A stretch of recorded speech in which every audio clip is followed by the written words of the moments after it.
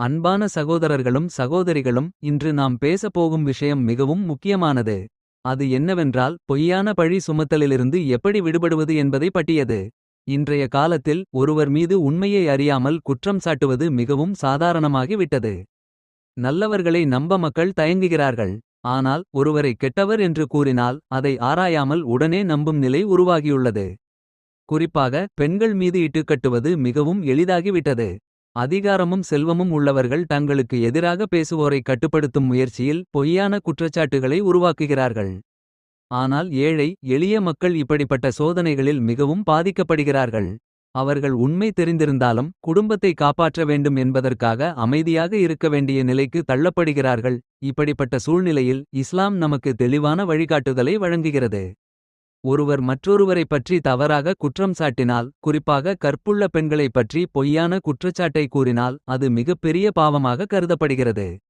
அல்லாஹ் குரானில் கூறுகிறார். إن الذين يرمون المحصنات الغافلات المؤمنات لعنوا في الدنيا والآخرة ولهم عذاب عظيم.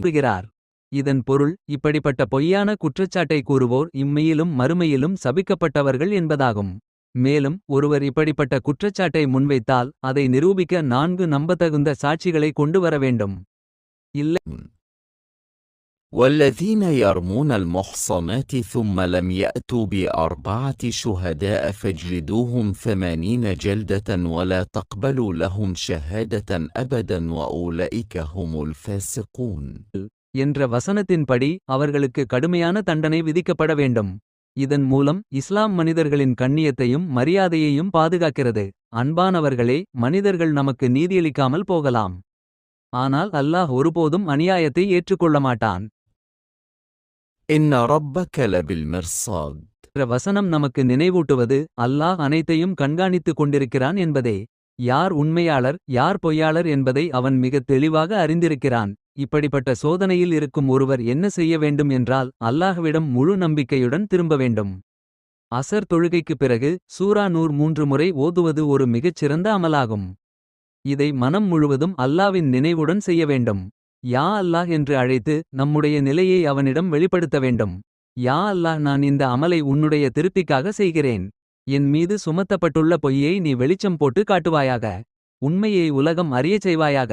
என்னை கண்ணியப்படுத்துவாயாக என்று துஆ செய்ய வேண்டும். இந்த அமலை தொடர்ந்து செய்யும்போது அல்லாஹ் நிச்சயமாக நமக்காக வழி திறப்பான். மனிதர்கள் மறைத்த உண்மையை அல்லாஹ் வெளிப்படுத்துவான். பொய்யாக குற்றம் சாட்டியவர் பொய்யர் என்று உலகம் அறியும் நாள் வரும். அதே நேரத்தில் உண்மையில் நிலைத்திருக்கும் ஒருவரை அல்லாஹ் உயர்த்துவான். எனவே எந்த சோதனையிலும் மனம் தளராமல் அல்லாவின் மீது முழு நம்பிக்கையுடன் இருக்க வேண்டும். அல்லாஹ் நமக்கு போதுமானவன். அவன் நமக்காக இருக்கிறான் என்ற நம்பிக்கை நமக்கு இருந்தால் எந்த பொய்யான குற்றச்சாட்டும் நம்மை தகர்க்க முடியாது. அல்லாஹ் நம்மை எல்லா அநியாயங்களிலிருந்தும் பாதுகாக்கட்டும்.